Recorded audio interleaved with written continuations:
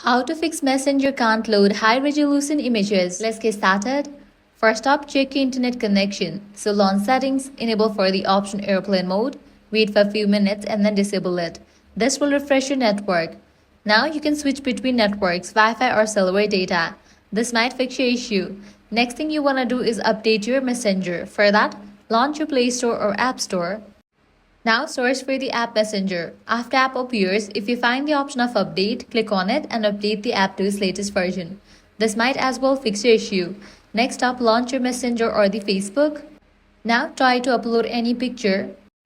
While uploading or sending images, you might find the option of enable SD mode. You'll need to click on that. Once you do that, your image will load in high resolution. And that's it. These are some fixes for Messenger not loading high-resolution images. If this guide helped you out, do not forget to like, share and subscribe. Thanks for watching.